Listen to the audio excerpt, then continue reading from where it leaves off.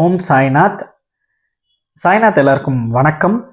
இன்னைக்கு பார்த்தீங்கன்னா நம்ம பாபா பக்தர்களில் ஒரு முக்கியமான ஒரு பாபா பக்தரை பற்றி நம்ம பார்க்க போகிறோம். இந்த பக்தர் பார்த்தீங்கன்னா பாபா ஆசீர்வாதத்தோட, பாபா அனுமதியோட ஒரு மிகப்பெரிய பொக்கிஷத்தை நமக்கு கொடுத்துட்டு போனார். ஆனால் அந்த பொக்கிஷத்தை நம்ம தொலைச்சிட்டோங்க.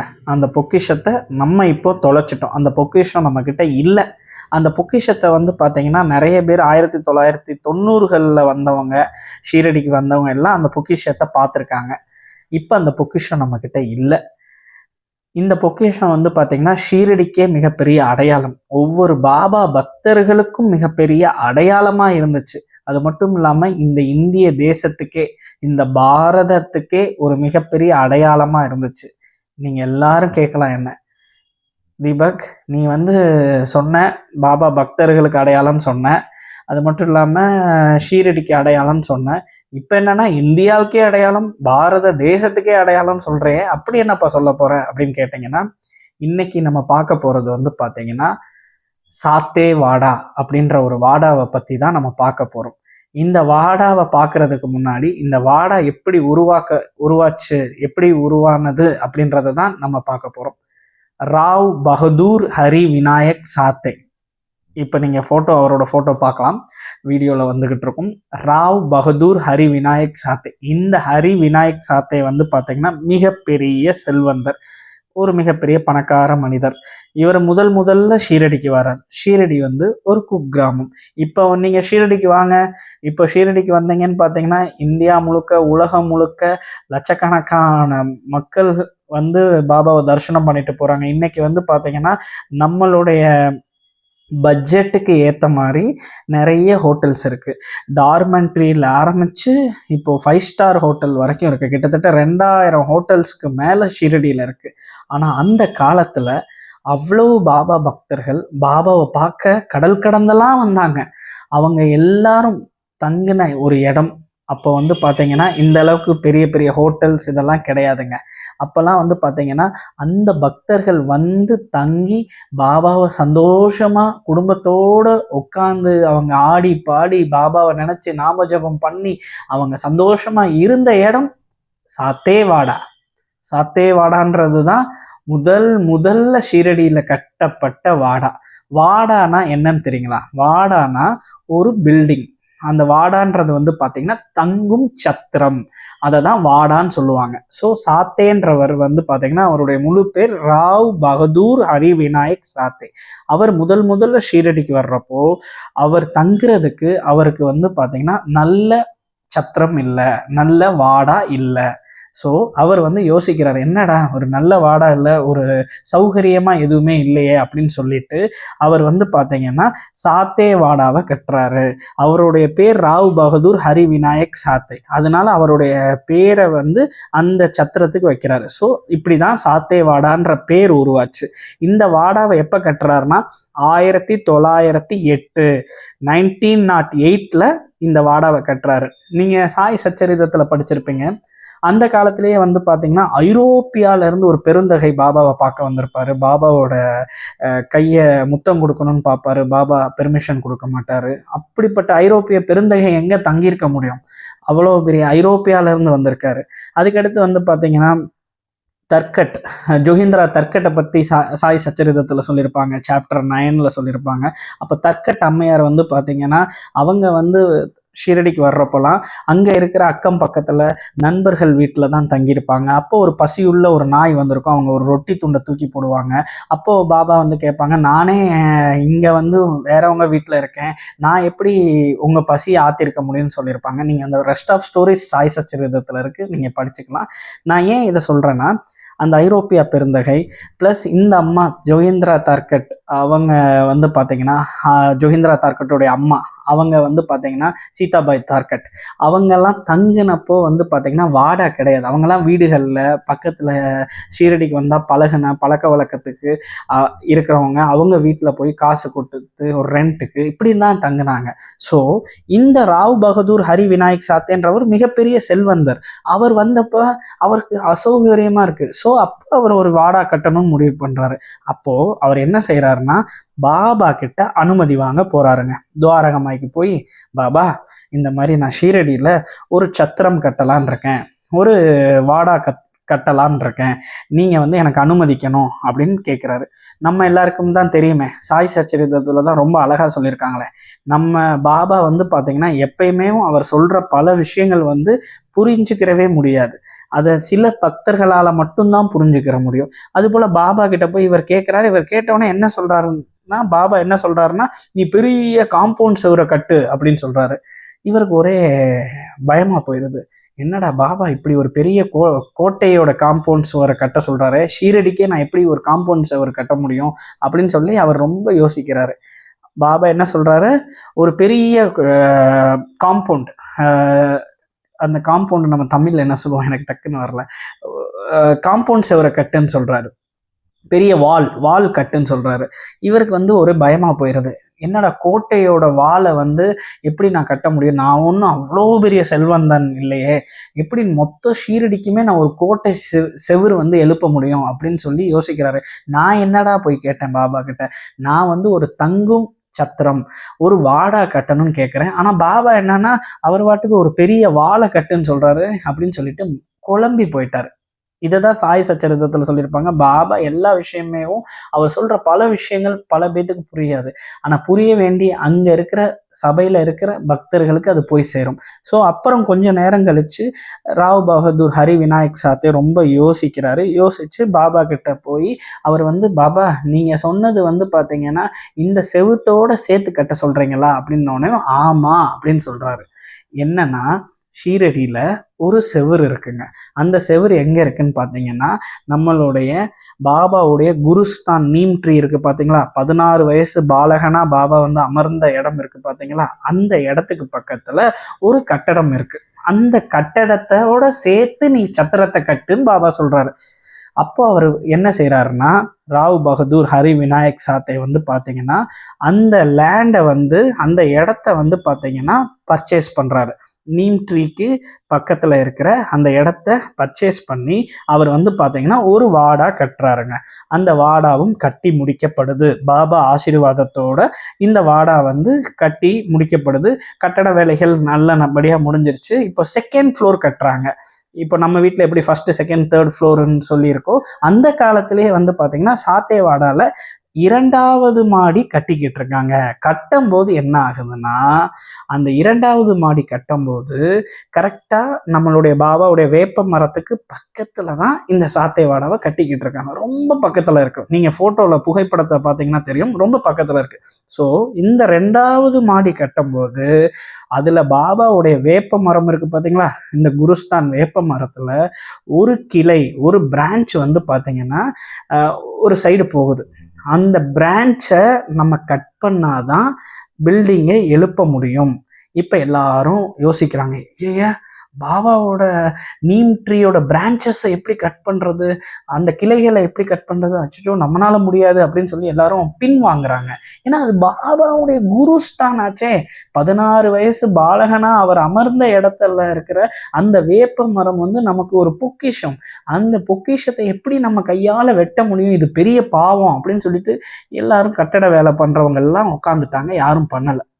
அப்போது பாபாவுடைய டெய்லி ரொட்டீன் என்னன்னா, காலையில் 8 மணி சாயங்காலம் 3 மணிக்கு வந்து பார்த்தீங்கன்னா லெண்டி பாகுக்கு போவாருங்க.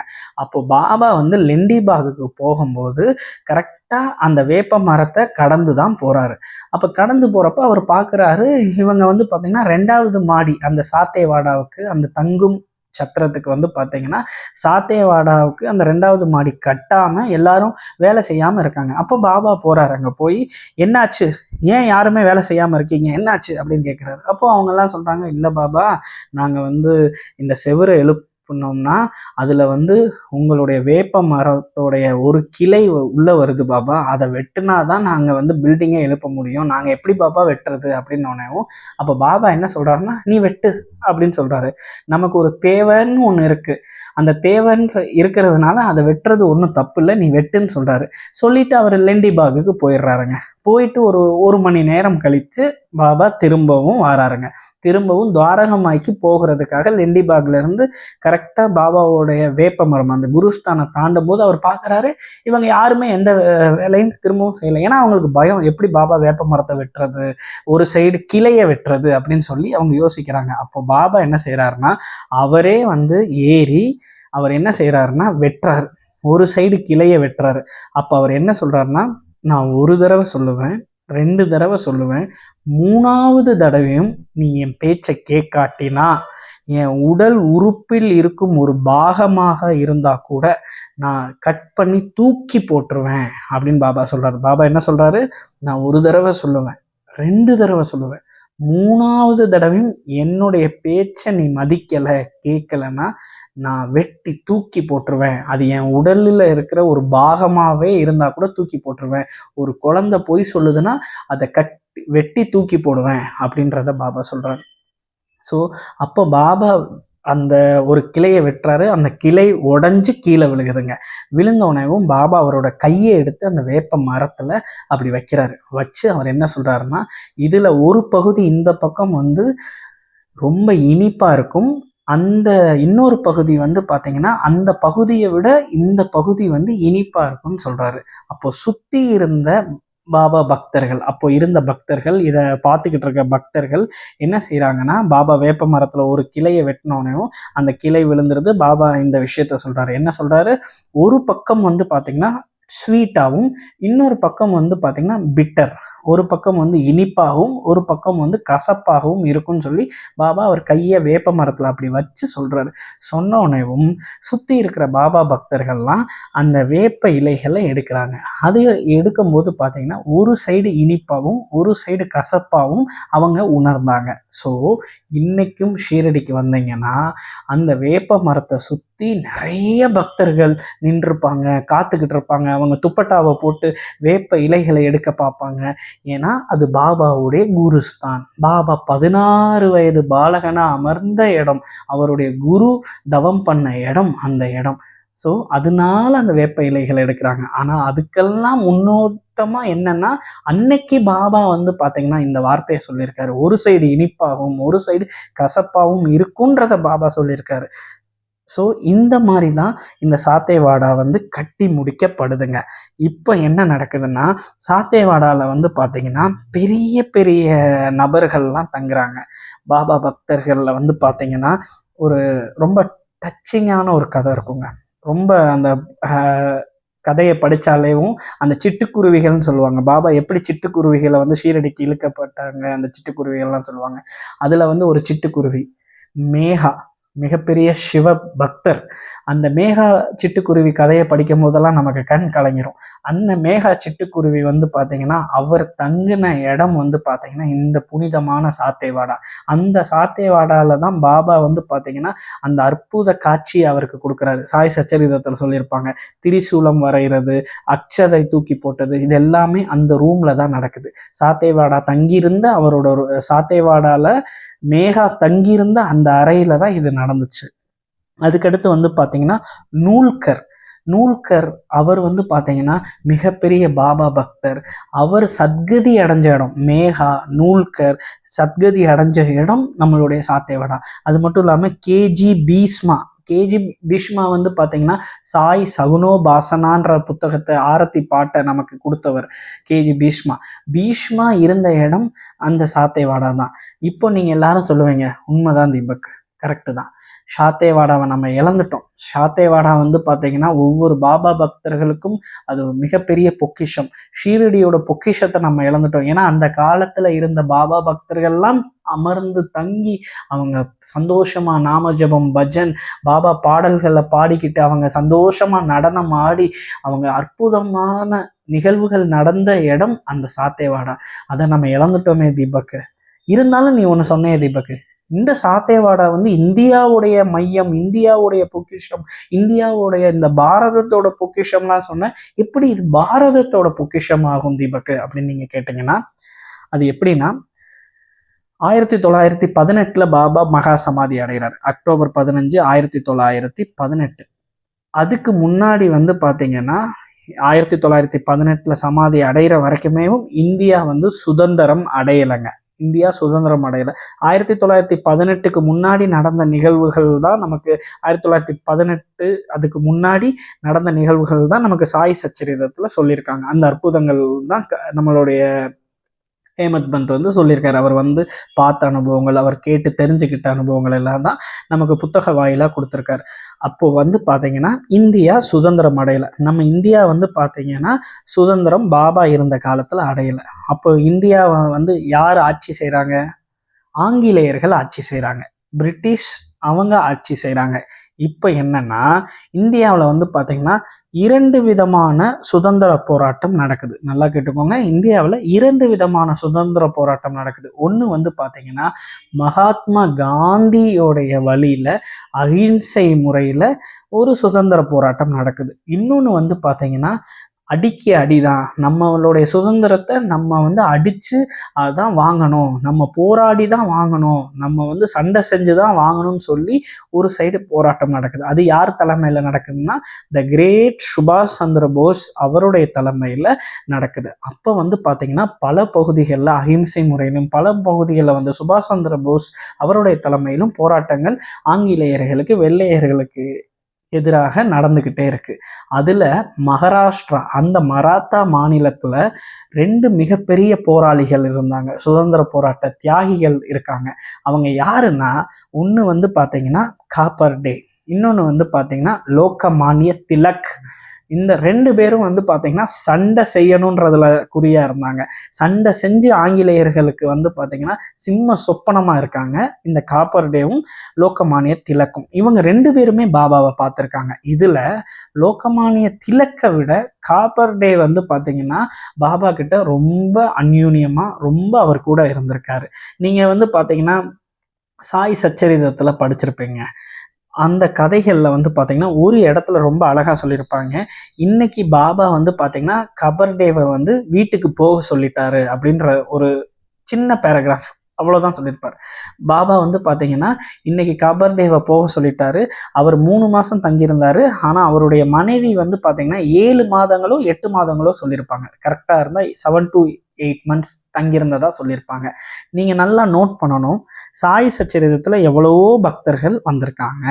நம்மளுடைய ஹேமந்த் பந்த் நிறைய பக்தர்களை பற்றி சொல்லியிருக்காரு. இப்போ கோவாலேருந்து 2 பேர் வந்தாங்க, இதெல்லாம் சொல்லியிருக்காரு. அப்படி இருக்கும்போது ஏன் கபர்டே மட்டும் 3 மாதம் தங்கியிருந்தாரு, அதுக்கடுத்து கபர்தேவோட ஒய்ஃப் இத்தனை மாதம் தங்கியிருந்தாங்க, இதை மட்டும் ஏன் அவர் வந்து ஹைலைட் பண்ணுறாரு அந்த இடத்துலன்னு நீங்கள் யோசிச்சிருக்கணும். ஏன்னா கபர்டே வந்து பார்த்தீங்கன்னா சுதந்திர போராட்ட தியாகி. நான் உங்ககிட்ட சொல்லிட்டேன், அவர் சுதந்திர போராட்ட வீரர். அந்த வீரன் வந்து பார்த்தீங்கன்னா சண்டை செய்கிறவர். அவர் வந்து ஆங்கிலேயர்களுக்கு எதிராக அகிம்சை முறை இல்லாமல் அவர் வந்து சண்டை போடுறாரு. அப்போ என்ன நடக்குதுன்னா அப்போ இருந்த ஆங்கிலேயர்கள் இவரை வந்து என்ன செய்கிறாங்கன்னா ஒரு ஆர்டர் கொடுக்குறாங்க. என்ன ஆர்டர்னா இந்த கபர்டேவை எங்கே பார்த்தாலும் அவரை வந்து பார்த்தீங்கன்னா தூக்கு தண்டனை விதிக்கிறாங்க. இவரை எங்கே பார்த்தாலும் அவரை ஹேங் பண்ணணும், அவரை வந்து பார்த்தீங்கன்னா தூக்கு தண்டனையை நிறைவேற்றணும்னு சொல்லிடுறாங்க. சொன்னோடனே கபர்டே என்ன செய்கிறாருன்னா அவர் வந்து ஷீரடிக்கு வந்துடுறாரு. எங்கே? ஷீரடிக்கு வந்துடுறாரு. அவர் ஷீரடி வந்துட்டாருன்றது வந்து ஆங்கிலேயர்களுக்கு தெரியும். அது மட்டும் இல்லாமல் அவங்க யாருமே ஷீரடி கிராமத்துக்குள்ளே நுழைஞ்சு கபர்டேவை வந்து பார்த்தீங்கன்னா தூக்க முடியலை, அவரை வந்து அரெஸ்ட் பண்ணி அவரை வந்து ஹேங் பண்ண முடியல. எல்லா ஆங்கிலேயர்களும் அந்த போலீஸ் ஆஃபீஸர்ஸ் எல்லாருமே வந்து பார்த்தீங்கன்னா ஷீரடியை சுற்றி இருக்கிற எல்லைகளில் அவங்க காத்துக்கிட்டு இருக்காங்க. அது மட்டும் இல்லாமல் ஒரு ஒற்றன், ஒரு ஸ்பையையும் வச்சுருக்காங்க ஆங்கிலேயர்கள் ஷீரடி கிராமத்தில். கபர்டே எப்போ வெளியே வந்தாலும் கபர்டேவை பிடிச்சி ஹேங் பண்ணிடணும் அப்படின்னு சொல்லி வெயிட் பண்ணிக்கிட்டு இருக்காங்க. இப்போ கபர்டே வந்து பார்த்தீங்கன்னா அவருடைய ஆசீர்வாதத்தில் பாபாவோட அனுமதியோடு அவர் வந்து பார்த்தீங்கன்னா சாத்தேவாடாவில் ஒரு அறையில் அவர் தங்குறாருங்க. அப்போ தங்கும்போது என்ன செய்கிறாருன்னா அவர் வந்து ஒரு புத்தகம் எழுதுறாரு, ஒரு டைரி, புத்தகம் கிடையாது ஒரு டைரி எழுதுறாரு. அந்த டைரியில் என்னன்னா இந்த வருடத்தில் இந்த மாதத்தில் இது நடந்துச்சு, இந்த வருடத்தில் இந்த மாதத்தில் பாபாவை பார்க்க இவங்கெல்லாம் வந்தாங்க அப்படின்ற ஒரு டைரி எழுதுறாரு. அதுதான் நம்ம வந்து ஷீரடி போனோம்னா பாபாவுடைய ஷீரடி சன்ஸ்தான் மஸ்தானோட ஆஃபீஸில் வந்து பார்த்திங்கன்னா புத்தகம் வச்சுருக்க இடத்துல போய் கபர்டே டைரின்னு சொல்லி நம்ம வாங்குவோம். அந்த குறிப்புகள் எல்லாம் வந்து பார்த்திங்கன்னா கபர்டே எழுதுறாரு. அது வந்து பார்த்திங்கன்னா பெரிய புத்தகம். அந்த புத்தகத்தில் பாபா பக்தர்கள், பாபா ஏற்படுத்திய அனுபவங்களை மட்டும் அவர் எழுதலை. அவர் வேற என்ன எழுதியிருக்காருன்னா, இந்தியாவில் நடக்கிற போராட்டங்கள், சுதந்திரத்துக்காக அவங்க போராட்டம் பண்ணுறது, ஆங்கிலேயர்களுக்கு எதிராக அவங்க நடத்துகிற போராட்டங்கள் எல்லாம் எழுதியிருக்காரு. இப்போ என்ன ஆகுதுன்னா, இந்த கபர்டே இதையும் எழுதுறாரு. அதே போல் அவருடைய வக்கீல் வந்து பார்த்திங்கன்னா அகமத் நகர் கோர்ட்டில் வந்து பார்த்திங்கன்னா இந்த ஸ்டே ஆர்டர் வாங்குறதுக்காக அவர் போராடிக்கிட்டு இருக்காரு. கரெக்டாக வந்து பார்த்திங்கன்னா இவர் வந்து உட்காந்து ஒவ்வொன்றா எழுதிக்கிட்டே இருக்கார். இன்னைக்கு நாளில் இன்னைக்கு காலையில் இது நடந்துச்சு, இப்படிலாம் எழுதுறாரு. அது மட்டும் இல்லாமல் பாபா வந்து பார்த்திங்கன்னா பாபாவுடைய ஒரு புகைப்படத்தை வந்து பார்த்திங்கன்னா கபர்டே வந்து அவரோட அறையில் வச்சு அவர் எப்பயுமே நமஸ்காரம் பண்ணி பூஜையெல்லாம் பண்ணுறாரு. அப்புறம் பாபா வந்து பார்த்தீங்கன்னா சாவடிக்கு போகிறப்போ பால்கி நேரங்களில் ஹூக்கா குடிப்பாருங்க. அந்த ஹூக்காவில் அவர் ஒரு பஃப் இழுத்துட்டு கபர்டேவுக்கும் கொடுத்துருக்காரு. அந்த ஹூக்காவெல்லாம் அவரோட ரூமில் வச்சுருக்காருங்க. அப்புறம் என்ன ஆகுதுன்னா, அவர் அகமத் நகர் கோர்ட்டில் வந்து பார்த்தீங்கன்னா கபர்டேவுடைய வக்கீல் வந்து பார்த்தீங்கன்னா ஜெயிச்சிடுறாரு. இந்த மாதிரி ஆங்கிலேயர்கள் இவருக்கு கொடுத்த தூக்கு தண்டனையை வந்து ரத்து பண்ணிடுறாங்க. அகமத் நகர் கோர்ட் ஜட்ஜ் வந்து பார்த்திங்கன்னா நீதிபதி வந்து ரத்து பண்ணிடுறாங்க. இப்போ பாபா என்ன செய்கிறாருன்னா, இவர் வந்து ஷீரடியில் தான் இருக்கார். ஆனால் பாபா என்ன செய்கிறாருன்னா, கபர்டே இன்னைக்கு நீ வந்து உன் வீட்டுக்கு கிளம்பு அப்படின்னு சொல்லிடுறாரு. இவருக்கு ஒரே ஆச்சரியமாக போயிடுது. நம்ம வெளியே போனால் நம்மளை வந்து தூக்கு தண்டனை கொடுத்துருவாங்களே, பாபா வாட்டுக்கு நம்மளை போக சொல்கிறாரே, அவர் யோசிக்கிறாரு. இருந்தாலும் பாபாவுடைய சொல்லே அவருடைய வேத வாக்கு. ஏன்னா சாய் சச்சரித்தத்தில் ரொம்ப அழகாக சொல்லியிருப்பாங்க. கபர்டே, அதுக்கடுத்து நம்மளுடைய பூட்டி, அப்புறம் இன்னொரு பக்தர், இவங்க எல்லாருமே வந்து பார்த்திங்கன்னா பாபா முன்னாடி எப்பயுமே தலை குனிஞ்சு தான் இருப்பாங்க. எல்லா விஷயங்கள் அவங்களுக்கு வேதங்கள் எல்லாம் தெரிஞ்சும் கூட அவங்க வந்து பாபா முன்னாடி வந்து தலை குனிஞ்சு ரொம்ப அமைதியாக பயபக்தியோடு இருப்பாங்கன்னு சொல்லுவாங்க.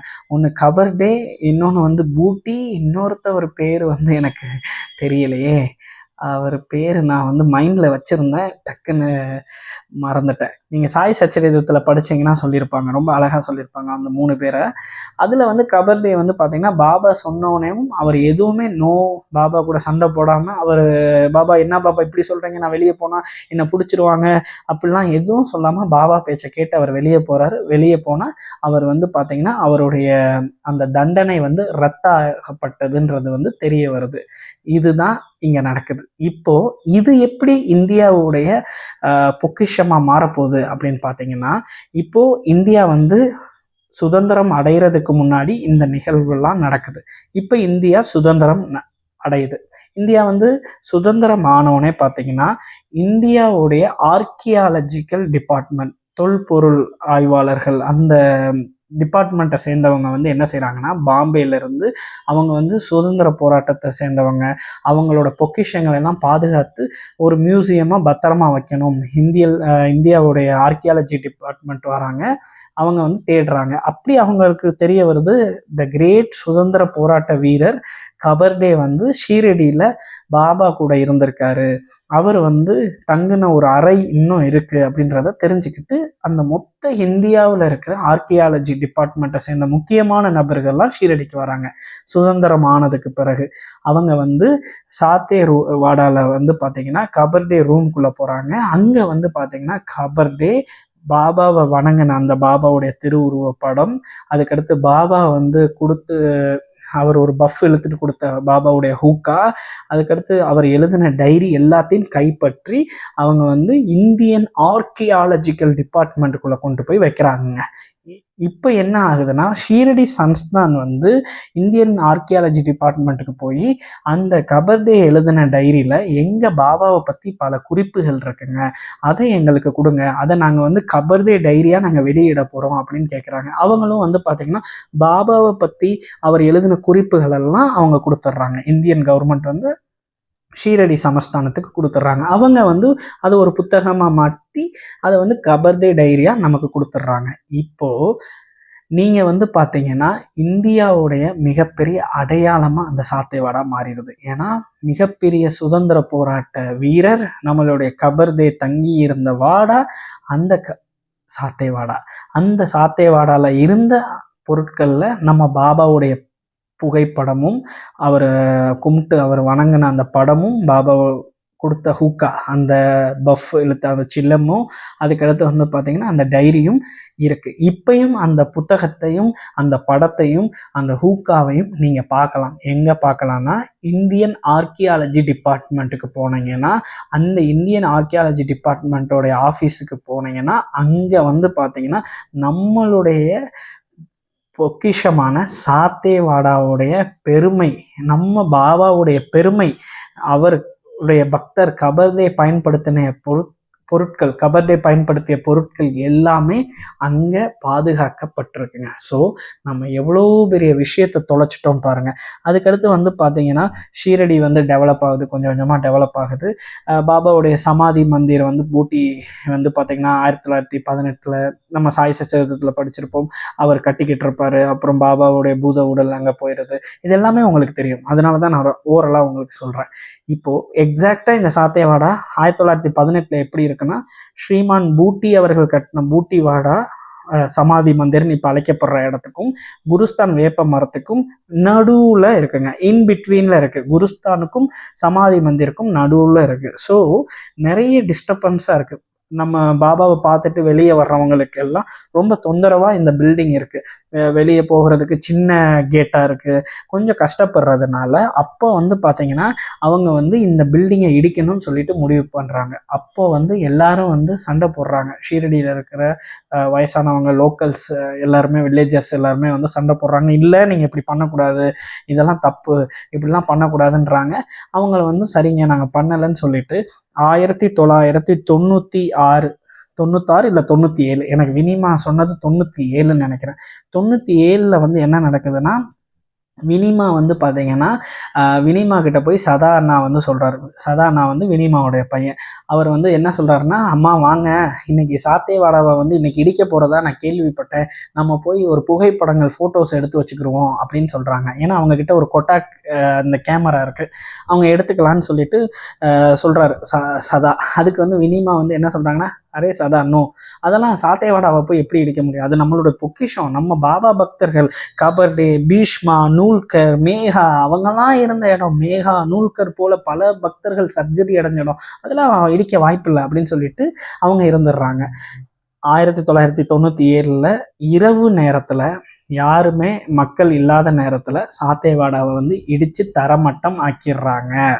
இப்போ சாத்தேவாடாவை இடித்து தரமட்டம் ஆக்கினவுனையும் வினியம்மா என்ன பண்ணுறாங்கன்னா, அவங்க கூட நான் பேசின விஷயங்கள், அவங்க எனக்கு கூட ஷேர் பண்ண விஷயங்களை தான் நான் அவங்கள்ட்ட சொல்லிக்கிட்டு இருக்கேன்.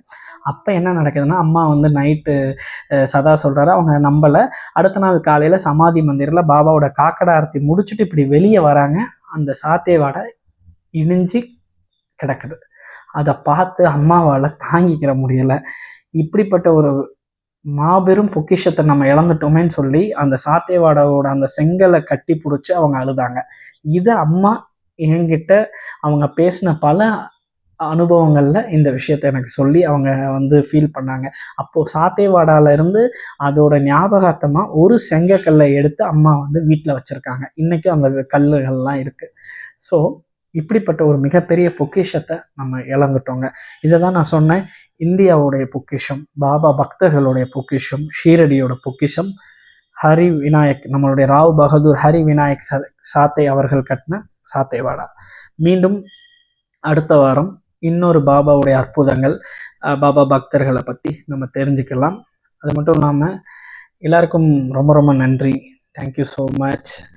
அப்புறம் உங்ககிட்ட நான் சொல்லியிருந்தேன், இந்த மாதிரி பாபா பக்தர்கள் 3 பேர் பாபா முன்னாடி வந்து தலை குனிஞ்சே இருப்பாங்க அப்படின்னு சொல்லி. ஒன்று பூட்டி, இன்னொன்று வந்து கபர்டே, இன்னொருத்த ஒரு பேர் எனக்கு டக்குன்னு வரமாட்டேங்குது. ஸோ அதை வந்து நீங்கள் சாய் சச்சரிதத்தில் ரெஃபர் பண்ணிக்கோங்க. ஏன்னா நான் சொல்கிற ஒவ்வொரு கதைகளும் வந்து பார்த்திங்கன்னா, நாங்கள் வந்து ஆத்மார்த்தமாக ஆழமாக அம்மா சொன்ன விஷயங்களை நான் வந்து உள் வாங்கிட்டு நான் அப்படியே சொல்லிக்கிட்டு இருக்கேன். அதனால தான் நான் வந்து நோட்ஸ் எடுத்து வைக்கலை இந்த கதையை. அதனால் நீங்கள் சாய் சச்சரிதத்தில் போய் அவங்க 3 பேர்த்தில் அந்த இன்னொருத்தவர் யாருன்னு பார்த்துட்டு கமெண்ட் பண்ணுங்கள். எல்லாருக்கும் நன்றி, thank you so much. Jai Sainath. குருதேவதத்தை. எனக்கு இந்த வாய்ப்பு கொடுத்த என்னுடைய அன்பு பாபாவுக்கும் என்னோட அன்பு வினியம்மாவுக்கும் ரொம்ப ரொம்ப நன்றி. ஜெய் சாய்நாத்.